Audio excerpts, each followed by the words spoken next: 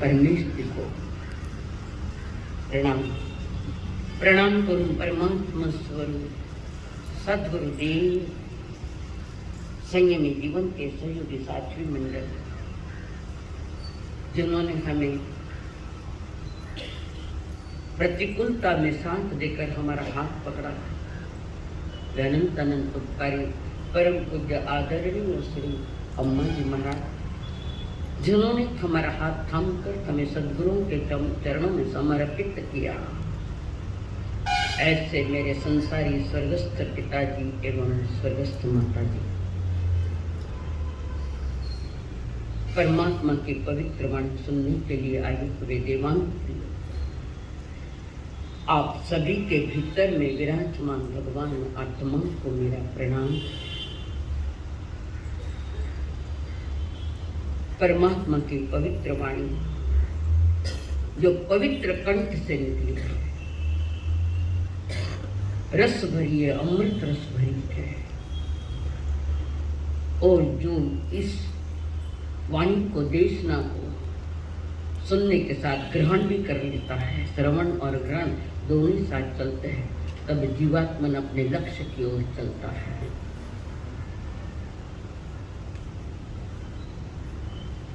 समुद्र में बीच में बैठे कर परमात्मा ने कर्म सिद्धांत की बड़ी गहरी चर्चा करी है, और इसको समझने के लिए हमें हमारे मन की एकाग्रता आवश्यक है। यहाँ कुछ दो लाइनें दी है। नित्य वंदन करे, मन में श्रद्धा भरे, उससे क्या होता है? नित्य वंदन करे, मन में श्रद्धा भरे, ये दोनों से क्या होता है?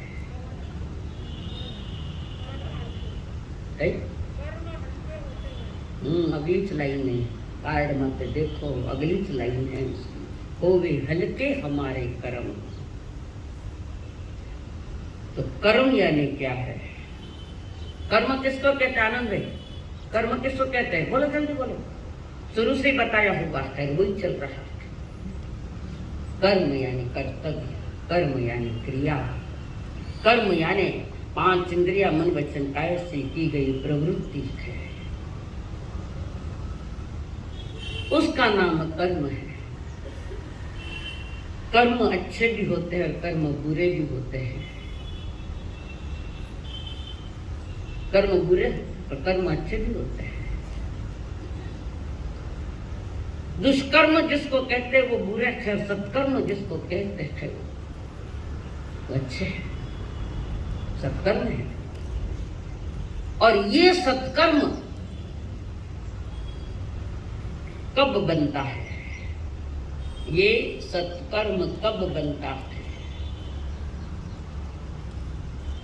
हम अपने कर्तव्यों के प्रति, क्रिया के प्रति अगर पूरे जागृत है और पूर्ण जागृति के साथ सत्संग में बैठे, जिनवाणी सुनने के लिए, सत्य को जानने के लिए जब बैठे, मनपूर्वक बैठे, नहीं तो तुम बैठे और मन कहीं और ही है। जहां बैठे हो वहीं आपका मन हो। तो सत्संग में बैठकर परमात्मा की पवित्र वाणी सुने थे, जहाँ एकाग्रता के साथ, तो प्रभु कहते वो हमारा सत्कर्म है। और दुकान में एकाग्रता के साथ बैठे धंधा करने के लिए, धन कमाने के लिए, वो सत्कर्म नहीं हो सकता। वो तो पाप प्रवृत्तियों में चल रहा है, दुष्कर्म है। इसका मतलब क्या? धंधा नहीं करना, करो, पर धंधा करते वक्त भी अपने सत्कर्मों को मत भूलो। बच्चे, वो वाणी का सत्कर्म हो सकता है, मन का सत्कर्म हो सकता है, ग्राहकों के साथ मीठा बोलने का सत्कर्म होता है। मीठा बोल तो ठगाई के साथ और ज्यादा पैसा मिले इसलिए मीठा बोलना नहीं। ग्राहक के साथ मीठा बोले तो वहां निस्वार्थ भाव से मीठा बोले, वो भी हमारा सत्कर्म है। और हमारा ही कर्म हमारे लिए प्रसाद बन जाए, पावन प्रसाद बन जाए, हमारा ही कर्म, हमारी क्रिया। जैसे भीरणी के द्वार पर, शबरी के द्वार पर प्रभु रामचंद्र जी पधारते हैं और बड़े प्रेम से वो बेर खिला रहे हैं, प्रभु को बेर खिला रहे हैं। मनोभावों से और चख कर कहीं खट्टा नहीं चला जाए, चख कर। वो भीलड़ी का सत्कर्म है और वो प्रभु का पुरुषार्थ है जो आम बेर खा रहे हैं। दिन भर में कोई भी क्रिया हो उसके पीछे तुम्हारे परिणाम सत्य हो, सही हो, स्व के लिए भी और पर के लिए भी। तो इनमें जो बाधा डालने वाला है, तो जो हमारा सत्कर्म ठीक से नहीं होने देता, इसमें बाधा डालने वाला कौन सा कर्म है? कौन सा कर्म है? कौन बताए थाने? अंतराय कर्म है। ये कर्म है मोहनीय कर्म। अब बीच में दो कर्म बड़े, बीच में तो अंतराय कर्म आ गया। थोड़ी चिंतन करो कि जो भी मैं कर्म कर रहा हूं वो क्रिया कहीं दुर्भावना से ग्रसित तो नहीं है, कहीं अंधश्रद्धाओं से ग्रसित तो नहीं है, वो हमारी क्रियाएं सत्य से दूर चली जा रही है क्या? पहला इसका अवलोकन करो, चिंतन मन। 8 कर्मों का राजा जिसको कहते हैं, बड़ा शक्तिमान है ये कर्म, मोहनीय कर्म। और अनंत बार जो पतन हुआ हमारा और अनंत बार जो जन्म मरण के खेल चल रहे हैं, उसका मूल कारण है तुम्हारा मोहनीय कर्म, जो आत्मा को मोहित कर देता है, आत्मा को सत्य समझ में नहीं आने देता। क्या मोहनीय कर्म का दोष है? कर्मारो दोष नहीं, दोष सभी है मारो, दोष सभी के में। पर आदमी उसको तैयार नहीं स्वीकार करने के लिए कि उपद्रव तो मेरा है, और स्वीकार करने के लिए आदमी की तैयारी नहीं है। इस मोहनीय कर्म के 2 प्रकार, 2 भेद है। कठिन तो नहीं लग रहा है ना? समझ में आ रहा है? नहीं समझ में आ रहा पूछो मुझे बात में। मोहनीय जो मूड बनावे, जीव को मूर्ख बनावे, मूड बनावे, अज्ञानी बढ़ावे, नशा चढ़ाता रहने वाला ये कर्म मोहनीय कर्म। इसके 2 भेद है, एक दर्शन मोहनीय और दूसरा है चारित्र मोहनीय। ये मोहनीय कर्म आत्मा के श्रद्धा और चारित्र गुण की घात करे, आदमी को स्थिर रहने नहीं दे रहे। कौन सा कर्म? यहाँ में अब चारित्र कर्म की, दर्शन मोहनी की थोड़ी बहुत चर्चा हमने 3 दिन में कर ली थी। सम्यक दर्शन और मिथ्यात्व, इसकी भी चर्चा कर ली थी। अब थोड़ा आगे चले, चारित्र धर्म, यह मोहनीय कर्म का है। और ये चारित्र मोहनीय कर्म आदमी के मन को कभी स्थिर नहीं होने देता, न मन को स्थिर होने देता, न वाणी को स्थिर होने देता, न काया को स्थिर होने देता। पता ही नहीं क्या चल रहा है। मन मानस अगर अस्थिर है तो उसके पीछे चारित्र मोहनीय कर्म का उदय है। और ये चारित्र मोहनीय आदमी को जिनवाणी सुनने में भी एकाग्र नहीं होने देता। तो चारित्र मोह का उदय है, फिर है बजे चारित्र मोहनीय का उदय है। कारण मेरा ही कमाया हुआ है और आज फल देने आया है। जिनवाणी में रुचि नहीं आती, सुनने की इच्छा नहीं होती, मन नहीं लगे। हमारे साथ व्याख्यान में मन नहीं लगा तो घरे बैठ जाएंगे तो क्या बोल? क्यों मन नहीं लग रहा है? कि तुम्हारा पुरुषार्थ कमजोर पड़ रहा है। आज तो यू कोई नहीं को नोटा मोजता मन नहीं लगे हमारा साथ। एक तो बताओ कि नोटा मोजता हमारा मन नहीं लगे है। पाप क्रियाओं में पूरा मन लग रहा है। क्यों? अनादि के संस्कार है। पार्टी पर पुराना लिखा हुआ मिटाना पड़ेगा और फिर नया लिखो पार्टी पर। ऐसा नहीं लिखा जाता, पुरुषार्थ की कमी है। हो सकता है दर्शन मोह का भी ज्यादा प्रभाव हो सकता है। प्रभु महावीर के ये चारित्र मोहन इतना विचित्र है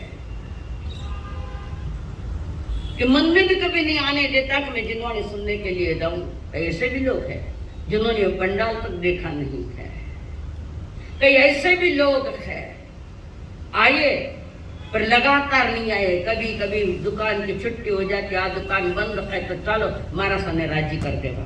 तुम्हारी आत्मा को खुश करो, मुझे क्या खुश, हम तो वैसे भी खुश है। हम वैसे भी खुश हैं। तुम्हारे चेहरे खुश नहीं नजर आ रहे हैं इस कर्म का। ये चारित्र मोहनीय कर्म। चारित्र मोहनीय कर्म यानी क्या? कषायोदय तीव्र परिणामश्च मोहस्य। कषाय के उदय में जो तीव्र परिणाम हमारे भीतर में होते, भावों में होते हैं, तीव्र परिणाम, उसको कषाय चारित्र मोहनीय कहते हैं। कषाय हमारे परिणामों को इतने तीव्र बना देता है कि आदमी बेभान हो जाता है, उसके समझ में नहीं आता। कर्म उदय में ठीक से ध्यान रखना। शब्द है, एक शब्द भी इसमें जुड़ गया तो तुम्हारी परिभाषा बदल जाएगी। कर्म के उदय में जो कर्म जो परिपक्व हो गया और फल देने के लिए हमारे सामने आया है, उदय हुआ। और उदित कर्म में जब हमारे परिणाम तीव्र बन जाते हैं, आदमी बेभान हो जाता है। तो यहां क्या करोगे आप? उदय तो तीव्र है, क्या करोगे आप? चारित्र मोहनीय कर्म, कषाय चारित्र मोहनीय कर्म का उदय तीव्र, तो आप क्या करोगे उसमें? वो जवाबदारी आपकी है। कर्म क्या, मैं तो जानने के लिए आया हूं, पता मैंने बोला तो मैं क्या करूं? परिणाम हम पर ही आएंगे। पर उपद्रव तो मेरे मन नहीं क्या है, भाव मन नहीं क्या उपद्रव सारा। तो जो कर्म चारित्र मोहनीय कर्म के उदय में जब हमारे परिणाम तीव्र बनते हैं, आदमी बेभान हो जाता है, भान भूल जाता है, बोलने का भी ठिकाना नहीं उसके। अब यहाँ पर आपको एक ही पुरुषार्थ करना है कि कितने ही कर्म तीव्र उदय में आए है, तुम्हारा पुरुषार्थ कषाय को मंद करने का। मैं इतने तीव्र परिणाम नहीं करूं, थोड़ा कषाय, क्रोध, मान, माया, लोभ हल्का करो, ये तुम्हारा पुरुषार्थ। और इस पुरुषार्थ का अधिकारी केवल कर्म भूमि का मनुष्य है, दूसरा कोई नहीं। और इस क्रोध में आदमी जब विभान हो जाता है, पागलपन करता है, बहुत पागलपन करता है। कारण ये क्रोध मन का पागलपन है। एक बहुत बड़े साहित्यकार हुए, शायद रामचंद्र जी, सब कुछ तो भी नाम याद नहीं। उन्होंने क्रोध के ऊपर लिखा, निबंध थे वो, निबंध समझते हैं, निबंध थे। उन्होंने लिखा, क्रोध ये मन का पागलपन है, उसे सत्य असत का भान नहीं होता कि सत्य क्या है, असत्य क्या है। हमारी समझने की प्रवृत्ति में बाधा डाल रहा है, ये हम स्वयं ही बाधक बने हुए हैं। जो असत्य नहीं चल रहा है उसके लिए सत्य कैसे अच्छा लग सकता है? सत्य कैसा असत्य हो? हमारा नुकसान हमारे कषायों ने किया है, दूसरे कौन करते? हमारे कषायों ने हमारा नुकसान किया है। जैसे लोहे की गंज लोहे को काटती है, कौन? इनके के मराठी में कही गंज, लोहे की ही गंज लोहे को खाती है। दूसरा हमारे ही कषाय हमको खा रहे हैं। लोहे के गंज को कोई दूसरा नहीं तोड़ सकता, वो गंज उस लोहे को खाती। वैसे हमारी कषाय हमको ही खा रहे हैं। ये समझ में आने के बाद भी वैसा नहीं करता, आगमों में उसे मूढ़ता है, मूढ़ता। सत्य समझने के में आने के बाद भी सत्य को समझ नहीं पाता है। क्रोध को उपमा दिएगा पागल कुत्ते की तरह। क्रोध पागल कुत्ते की तरह है, वो काटता है कहीं न कहीं। उसके मन में यह परिणाम नहीं है कि मैं सबको काट दूं, पर उसके दाढ़ में जब जहर तैयार हो जाता है तो वो कहीं न कहीं डालना चाहता तो किसी को काट लेता है। हम भी सारे संसार को काट रहे हैं, कभी क्रोध से, कभी मान से, कभी माया से, कभी अपने वालों को ही सताया, अपने वालों को। इसलिए शुरू में एक मास खमन पचकाए जो बड़ा क्रोध करना, अगर सफल है तो थोड़ा और आगे सरक जाना कि और मैं अपने क्रोध को कम करने का पुरुषार्थ करूँ। क्रोध का सीधा सा अर्थ है अग्नि की तरफ दौड़ लगाना। क्रोध अग्नि कहा है, क्रोध का यही अर्थ है, सीधा अग्नि में दौड़ना, कषायों की अग्नि में जाना। और ये क्रोध किसका नाश करता है?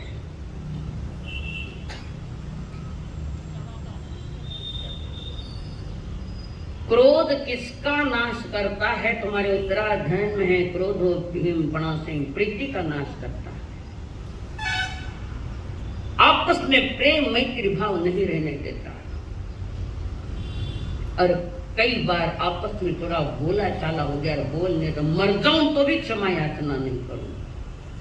सामने वाले का कुछ नहीं, तुमने अपना बिगाड़ा है। जहर खा रहे हो, जहर मारो, जहर तारक नहीं मारो। घर परिवार में भी थोड़ी बड़ी अनमन हो तो जिंदगी भर नहीं झुकूंगा, मर जाऊं तो ही नहीं झुकूंगा, नरक में जाकर तुम्हें झुकना पड़ेगा, निगोद में जाकर तुम्हें झुकना पड़ेगा, बार बार मरण होगा वहां पर। ये मंजूर है सौदा? ये सौदा मंजूर है आपको? मर जाऊं तो झुकू नहीं? कितनी अक्कल है अपना कने, कितनी सुनो। मैंने पहले कहा था, हमने अपनी आत्मा को इन कषायों के घर गिरवी रख दिया है। कषायों के घर, राग द्वेष के घर मैंने अपनी आत्मा को गिरवी रख दिया। छुड़ा कर लाएंगे तो सिर्फ अरिहंत दे, जिन्होंने बताया पंच 4 परमिष्टि, एक तो मोक्ष चले गए, 4 परमिष्टि में। और वर्तमान में यहाँ पर तो आचार्य उपाध्याय साधु के सिवा किस अरिहंत भी नहीं है। पर अरिहंतों के द्वारा कही गई देशना जो आगम में है उसमें स्पष्ट लिखा है कि क्रोध ने हमारा कितना नुकसान किया।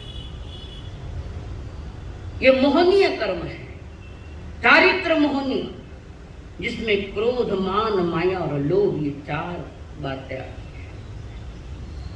क्रोध क्यों आया? क्यों आया क्रोध?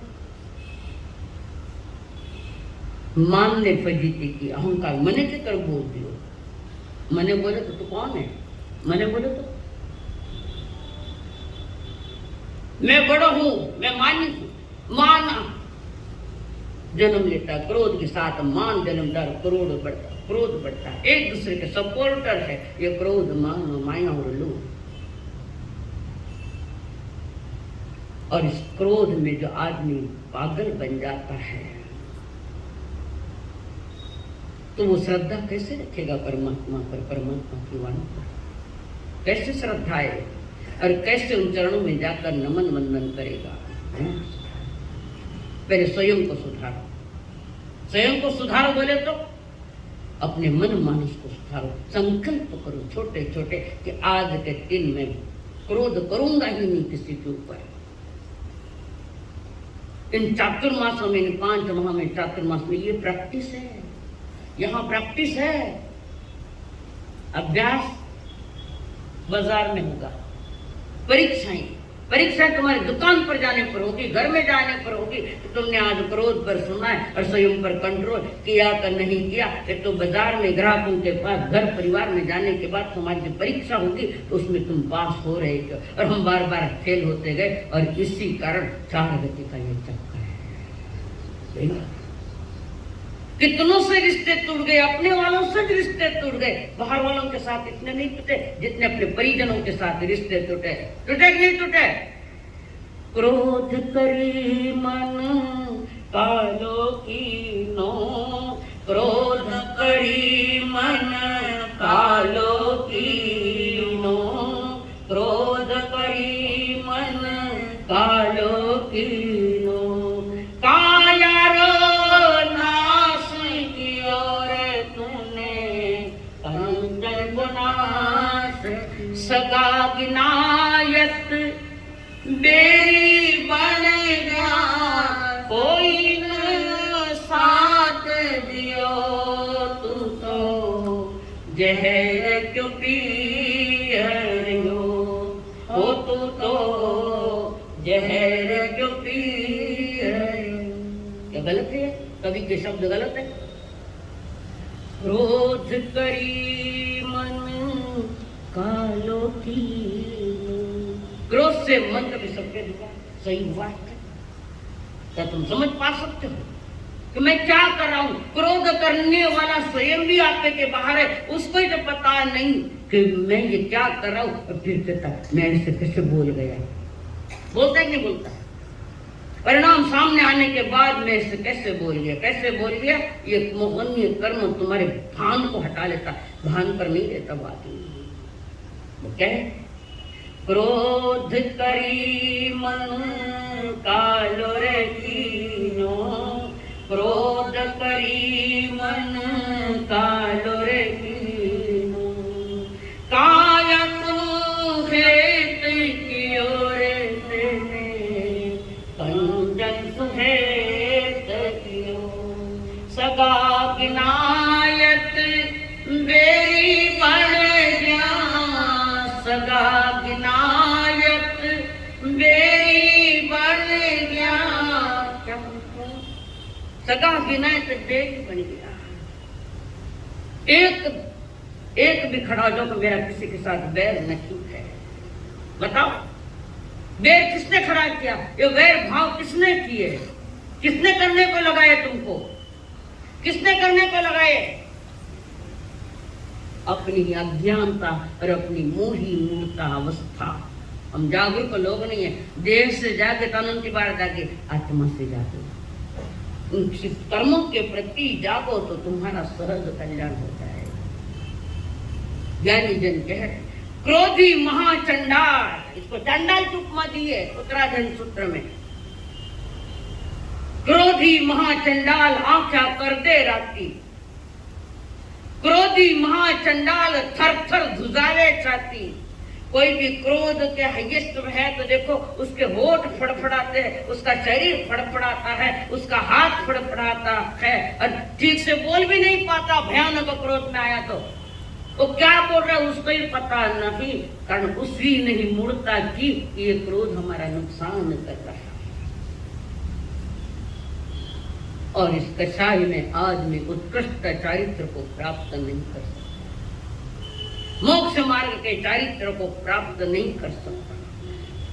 जीवन का संयम खो देता है, असंयम में जीता है और अपना नुकसान कर लेता है।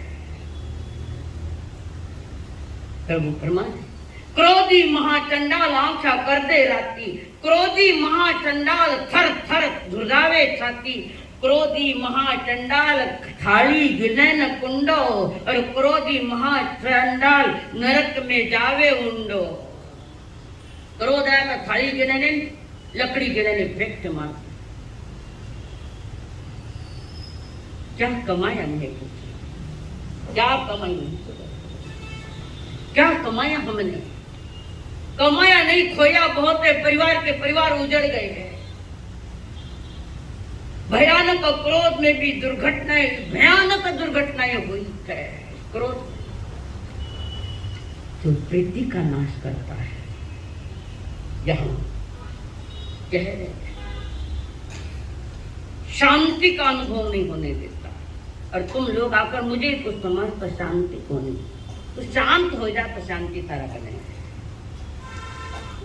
तुम शांत हो जाओ तो शांति तुम्हारे अपने भीतर में ही पड़ी है। आपके तो कलसा लगा वाला वैसा ऐसा मराठी में कुछ बोलते हैं। जिस दिन शांति का पुरुषार्थ करोगे, शांत होने का पुरुषार्थ करोगे, तुम्हारे भीतर में शांति का स्रोत बहेगा। और हम शांत क्यों थे, शांति क्यों नहीं है? कि कषायों पर कंट्रोल नहीं है। क्रोध कषाय हमारा कंट्रोल नहीं है, यही वजह है। एक नौजवान भोजन करने के लिए घर पर आए थे, भोजन की तैयारी है। श्रीमान जी भोजन करने के लिए बैठे और श्रीमती जी ने भोजन लाया। अब वो भोजन का कवल लिया ही नहीं। उसके पहले थाने कितनी बार क्यों गौ लेना होना है? कितनी बार क्यों, तो भी लाओ नहीं, कितनी बार क्यों। श्रीमान जी ने कहा मुझे भोजन कर दे। कौन सी चीज कब बोलना न कहीं कब नहीं बोलने, इसका विवेक रखो। वो बार बार करे, कितने बार कहे, कैसे विवेक थक गई तुमने ये चीज नहीं। कहता थोड़ा शांत, मुझे भोजन तो पूरा करेंगे। पर चुप नहीं रही। भोजन करते करते उठा, वो रियल घटना कह रही। भोजन करते करते उठा, पत्नी को एक मार दी, थप्पड़ लगा दी। पहले तो हाथ जोड़ो, लुगाया मत हाथ नहीं उठाओ, हाथ नहीं उठाओ। किसी भी परिस्थिति आ जाए, कुछ भी हो जाए, फिर उसका अनंत आगे बहुत खतरनाक होता है। औरतों पर कभी हाथ, लक्ष्मी पर हाथ मत उठाना। और थे भी वे ने क्रोधी मत बनाई दो। 10 घंटे खड़े तुम्हारी निंदा नहीं गया। भोजन करते करते कुछ मत को, प्रेम से भोजन कराओ। आइए, थक के आइए, दुकान से आइए, ठंडा जल देना कहता आगे दे रही है, अग्नि दे रही है। ये तो बार बार थप्पड़ मार दी। अशाई भड़क गई, क्रोध भड़क गया और उठी सीधी अपने चारों बच्चों को लेकर वहां से घर से निकल गई। और घर से निकलने के साथ जाकर देखी कहीं बावड़ी है, उस बावड़ में 5 प्राणी, चारों बच्चों को डाल दिया, खुद भी चली गई। ये परिणाम कितना घातक होगा। 5 प्राणी की एक साथ मौत।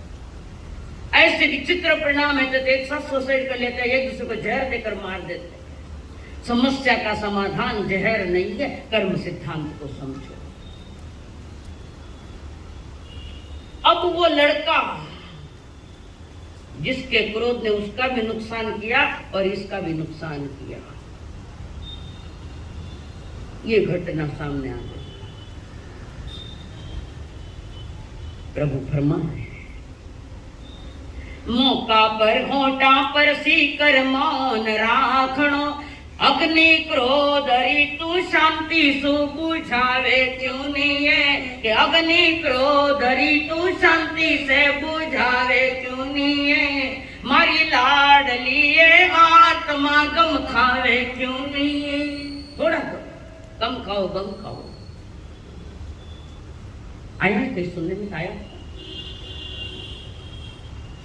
कब बोलना, कहाँ बोलना, क्या बोलना, कितना बोलना, क्यों बोलना, पहले सोचो, फिर मुंडा खोलो।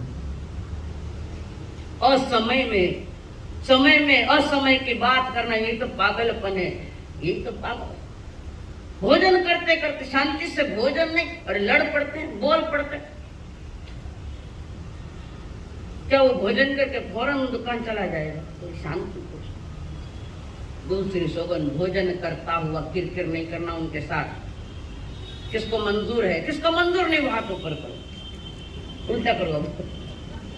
भोजन करते वक्त श्रीमान जी को क्रोध आवे ऐसा कर्म मत करना। बुलायो को नहीं बोला है, कोई शिकायत नहीं, कोई शिकवा नहीं है, कुछ किन्हें मंजूर नहीं है करो हाथ ऊपर, जिन्हें मंजूर नहीं है। नहीं मंजूर तो जाओ जी पचकान तस्भंते पड़िकमामी निंदामी गर्यामी अपाणम। जोर बोलो, डर लागे क्या?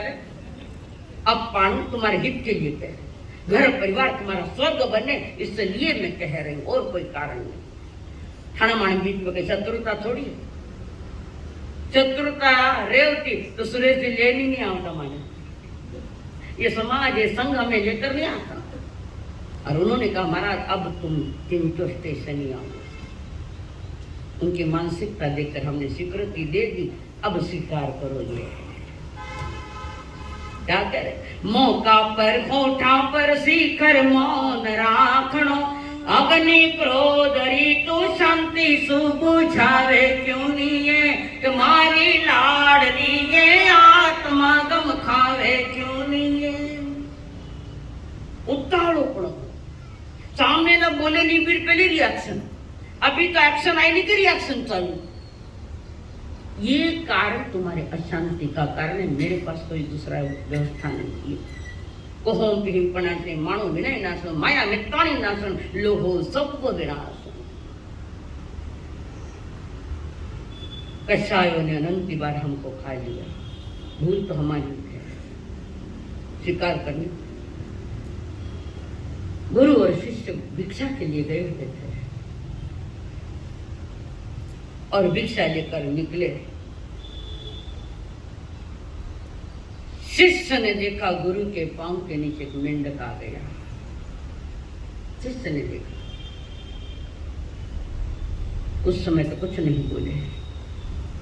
सारी दिनचर्या के सारे कार्यक्रम होने के बाद प्रतिक्रमण करने के बैठे हैं और प्रतिक्रमण भी पूरा हो गया, प्रत्याख्यान भी पूरा हो गया और वहां प्रायश्चित लेने का समय आता है। तो शिष्य गुरु कहते हैं, गुरुदेव आपके पांव के नीचे मेंढक मर गया था, उसका प्रायश्चित लो।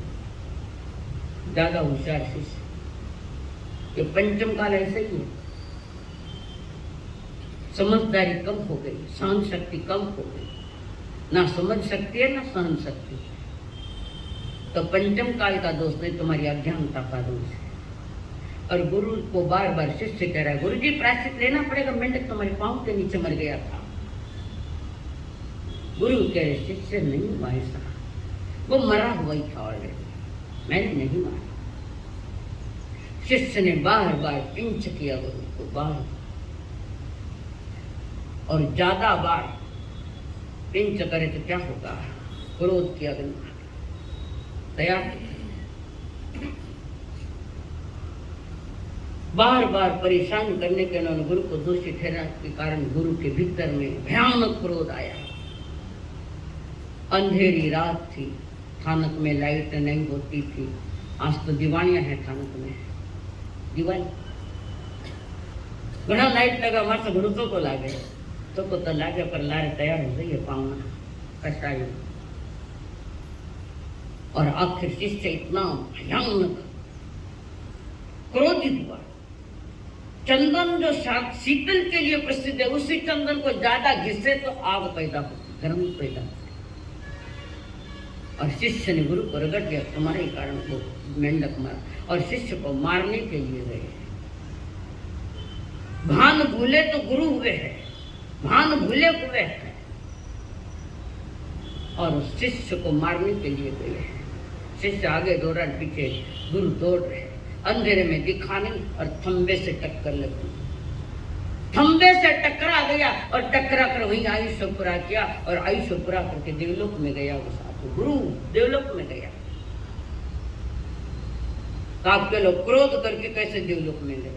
हो सकता है क्रोध करने के पहले किसी समय में उसने देवलोक गति का बंद कर लिया है, पर वहां शांति तो नहीं मिलेगी। देवलोक मिल गया तो शांति नहीं मिलेगी, कारण क्रूर कर्म करके बैठा है। तो कह रहे क्रोधी महाचंडाल लियो तप जप खोवे। क्रोध में संयम छूट गया, चारी तरफ छूट गया, तप छूट गया। धर्म आराधना तो होती है कि स्वयं को शांत करने के लिए, जीवन शांति से बीते उसके लिए है।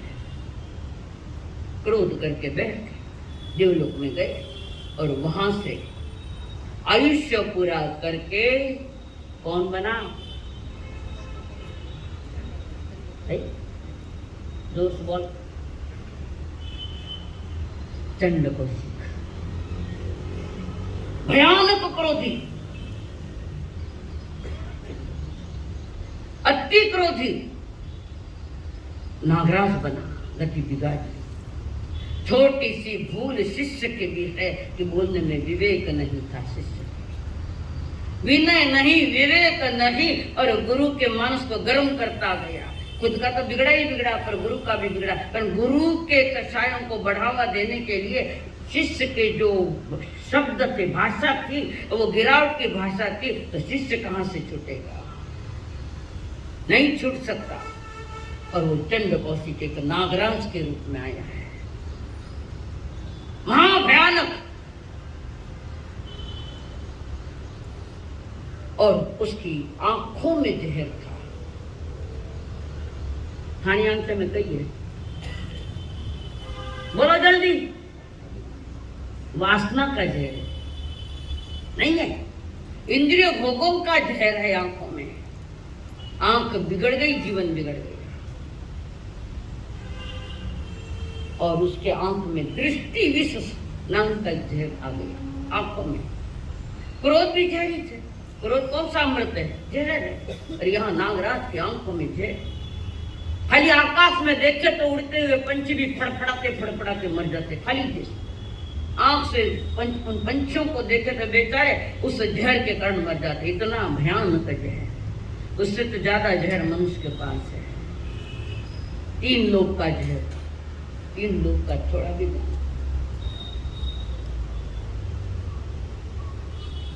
अब वो जो भी आता फुफकारता मर जाता, डंक मारता मर जाता, आंखों से देखता मर जाते।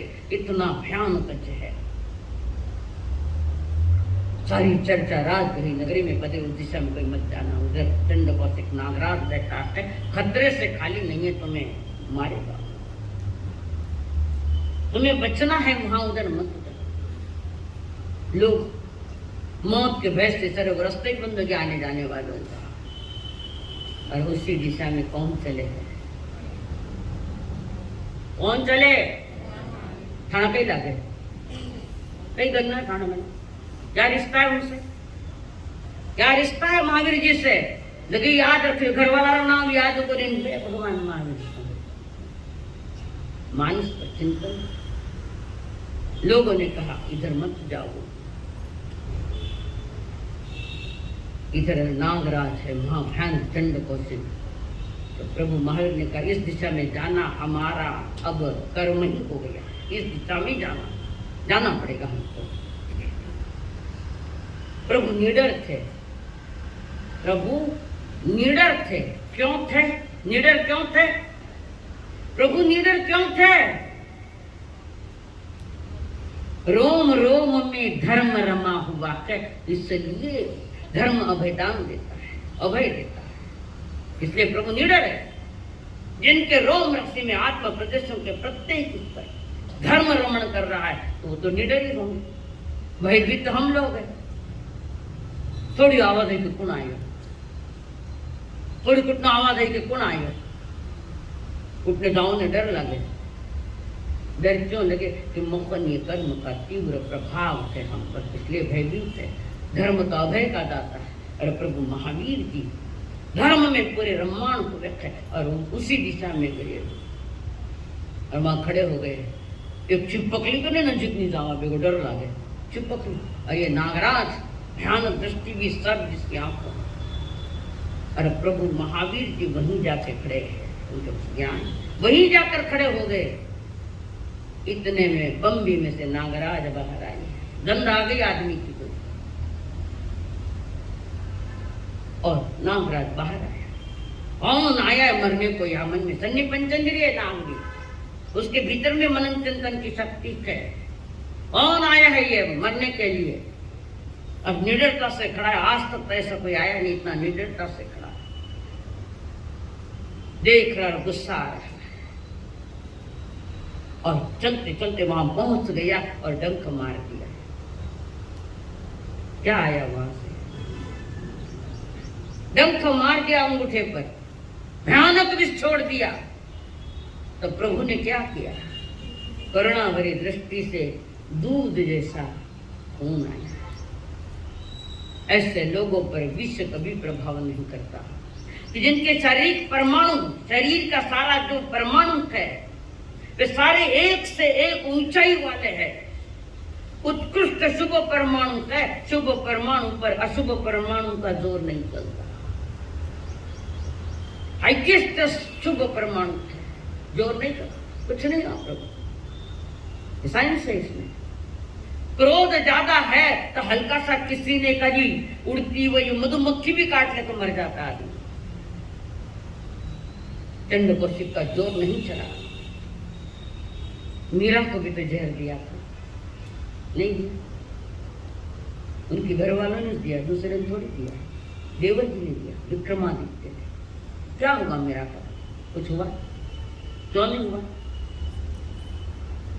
प्रभु की शरण में थे, श्री कृष्ण जी की शरण में ताम मृत। श्री कृष्ण जो देखा भी नहीं था, देखा भी नहीं था, कारण श्री कृष्ण तो बहुत पहले हो चुके थे। मीरा को भी 500-550 बरस हुए, असर नहीं हुआ जहर।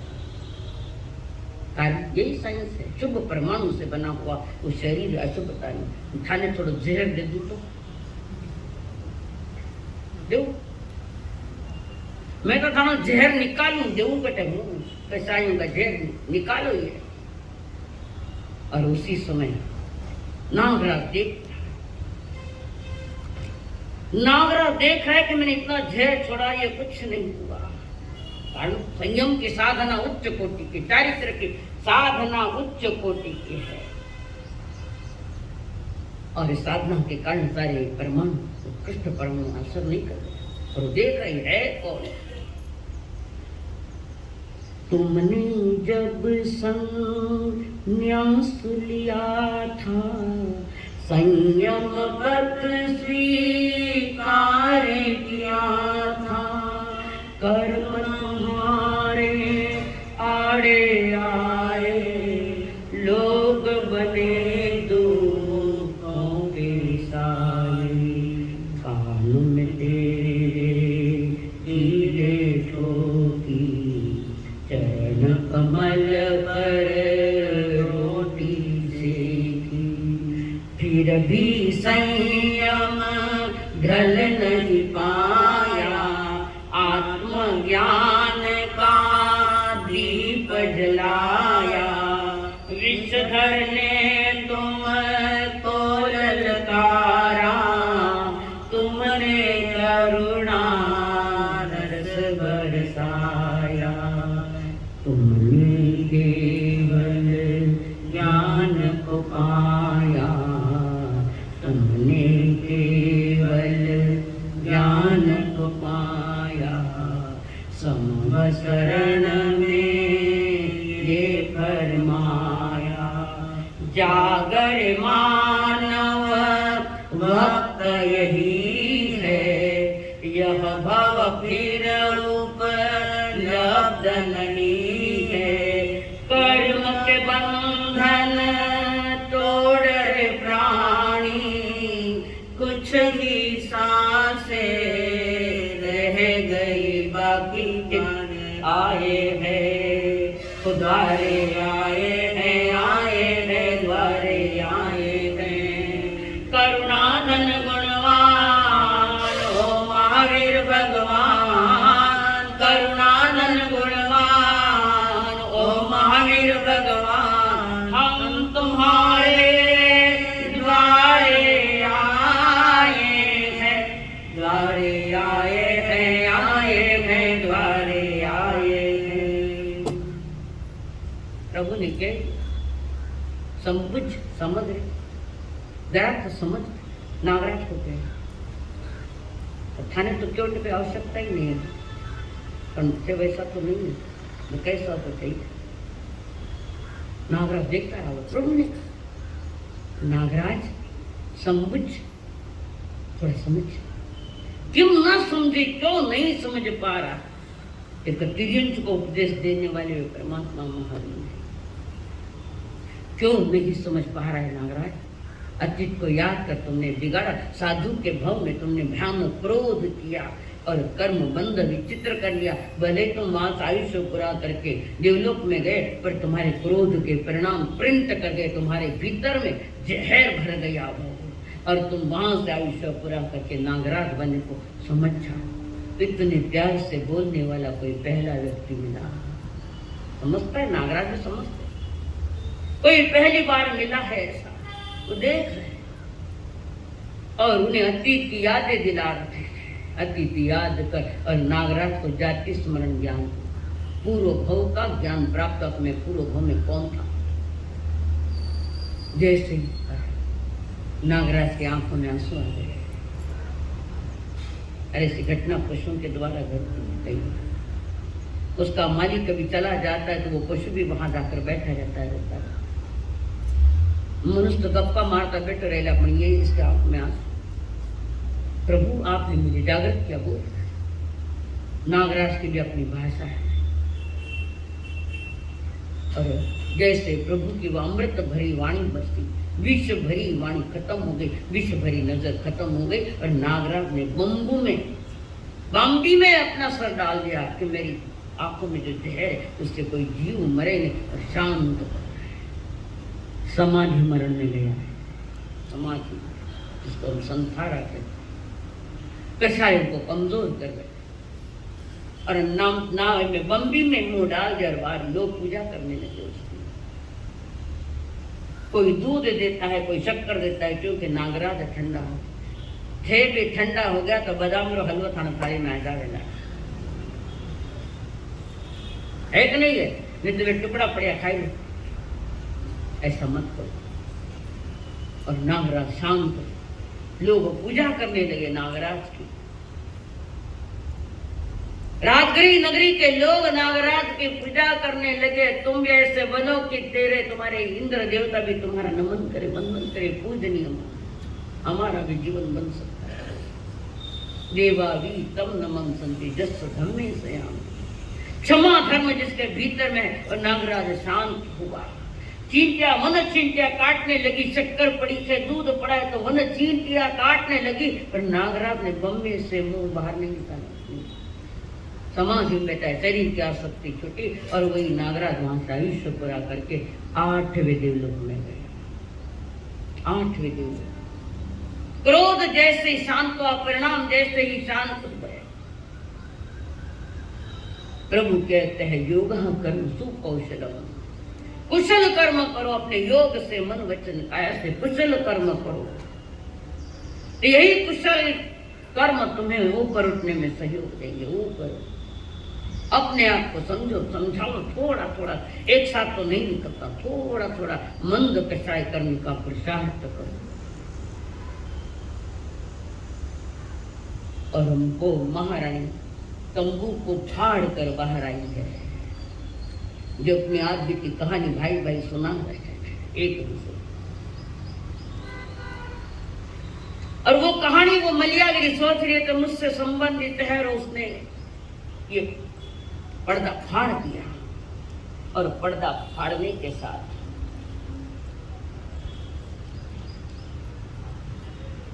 बाहर है, और जैसे उसको देखा, दोनों बच्चों ने देखा, उन्हें मालूम नहीं कि मां है। उसके लगा कोई आई है, किधर आई है। लड़कों ने लड़का ललकारा, खबरदार अगर यहां आए तो अंधेरी रात और हम नौजवान हैं, तुम यहां क्यों आई रात्रि में, इस दिशा में क्यों आ रही हो आप। मां की आंख में आंसू आए, क्यों आए,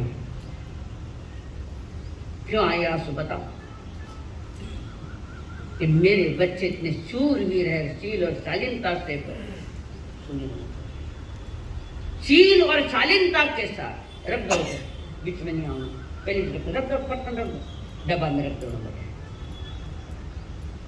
कि मेरे बच्चे अपने शील की और शालीनता के खानदान की रोशनी बढ़ा रखे। मां की आंख में कारण वो भी शील शालीनता वाली, जैसे माता पिता तो संतति भी उसी लाइन के आएगी, कुछ न कुछ तो संस्कार लेकर आएगी। ये भी राजघराने की राजमाता है, शील शालीनता के साथ कर्मों ने नाच नचाया, उसको खूब नचाया। और उसके साथ कहते हैं पतिव्रता फाटा लता नहीं गड़ा में पोत, खाली पोत पतिव्रता फाटा लता, लता ने कपड़े फटे हुए, पतिव्रता फाटा लता नहीं गड़ा में पोत, भरी सभा में यूं दीपे जो हीरे किसी जो। कपड़े कीमती नहीं, फटे कपड़े होते भी चलेंगे, पर तुम्हारा शालीनता और शील फटना नहीं चाहिए, बेकार नहीं। पतिव्रता नारी है, और पतिव्रता नारी ने उन बच्चों के बोल सुने और मां खुश है कि मेरी ये संतानें भी उसी टाइप की है, मेरी बच्चों को मालूम नहीं। और बच्चे जोर जोर से गाली भी देने लगे, उन्हें क्या मालूम मां है, थाने तुम मां है मालूम है, कई गालियां दो, तुम्हें तो पता है मेरे माता है, मेरे पिता है, मेरे बड़े भाई, मेरी बड़ी भाभी है, तो उनको भी गालियां दे, तुम जानते हुए गाली दे रहे हो, और वो अज्ञात में गाली दे रहा। जल बिन करवर फल बिन तरुवर, जल बिन सरवर फल बिन तरुवर, शीलन शोभे दीप बिना रे, जल बिन सरवर, फल बिन तरुवर, रूप न शोभे शीला बिना रे। जैसे वाणी सत बिन हीनी, जैसे काया हंस बिन हीनी, ऐसे प्राणी प्रभु नाम बिना रे। सुमिरन कर ले मेरे मना रे। शील और शालीनता के बिना तुम्हारा रूप भी शोभायमान नहीं। रूप शोभायमान नहीं इसलिए तो ब्यूटी पार्लर में जाते हो। नहीं जाओ ब्यूटी दिन में 10 बार करना, असली छुपके नहीं रहेगा। क्या? जल बिन सरवर, फल बिन तरुवर, जल बिन सरवर, फल बिन तरुवर, रूप न शोभे शील बिना रे। जैसे काया अंश बिन हीनी, जैसे काया अंश बिन हीनी, ऐसे प्राणी प्रभु नाम बिना रे। सुमिरन कर ले मेरे मना रे, सुमिरन कर ले मेरे मना रे। रूप शोभामान कब होगा? जीवन में शील और शालीनता। महारानी राजमाता मलियागिरी भी ऐसी, रात जागना करते करते अपने मन वचन काया को पवित्र कर रही, आत्मा को पवित्र कर रही। और हम कहते नहीं श्रृंगार करो, सारा श्रृंगार भंगार में जावे। और कहाँ जाए? रूप शोभे शील बिना राग, बिना जीव का वो शिव तो शव पड़ा है। क्या कीमत उसकी? मुर्दे की क्या कीमत है? आपका तो जीवतारी कीमत नहीं करा, मर्या पक्ष और की कीमत है। बहुत बराबर है, समझो समझो। जैसे जीव निकल गया शव पड़ा रहा है, वो शव किस काम का? लकड़ी के या मशीन में जलाने का काम का। तो कीमत शव की है या उस शिव की है? शव की कीमत किसके कारण है? शव की कीमत किसके कारण है? जीव अगर है तो उसकी कीमत है। और जीव की कीमत कब है? कि जब जीव समझ लेता है कि मुझे क्या करना चाहिए, मेरे लिए प्रभु की क्या आज्ञा है। शव की जीरो कीमत है, जीव बैठा तब तक। पर जीव की कीमत है तो तुम्हारे सम्यक दर्शन ज्ञान चारित्राणि मोक्ष मार्ग, इससे कीमत है जीव की। बाकी संसार में भटकने वाली आत्माओं के लिए शव क्या ने शिव क्या, एक जिंदी लाश है, एक मरी हुई लाश है क्या? और वो मलियागिरी आगे आ रहे और बच्चे फटका रहे। तब माँ ने कहा, बेटा शायद तुझे मुझे पहचाना नहीं, तुमने मुझे जाना भी नहीं, मैं कौन हूँ? कारण बहुत वर्षों के बाद वो आवाज सुनी थी। और फिर छोटा बेटा कहता, भैया ये तो माँ की आवाज है, कौन हो? ये हमारी माँ है और हम उनके लिए गाली गलौज कर रहे हैं। जब तक सत्य का पता नहीं चलता तो वैसा ही होता है। जब तक जगत का सत्य का पता नहीं चलता तब तक जन्म जन्म तक आंख में आंसू आएंगे, रोते रहेंगे। और दोनों ही बच्चे दौड़े दौड़े गए, माँ के चरण पकड़े, माँ ने हृदय से लगाया। सारा परिचय एक दूसरे का हो गया। कवि कहता है, बिछुड़ी माँ अब पुत्रा से क्यों न मिलेगी, मधुआयु में भी कलियां कौन खिलेगी। रुक सकता क्या सिंधु से मिलता पानी, धन चंदन राजा और मलिया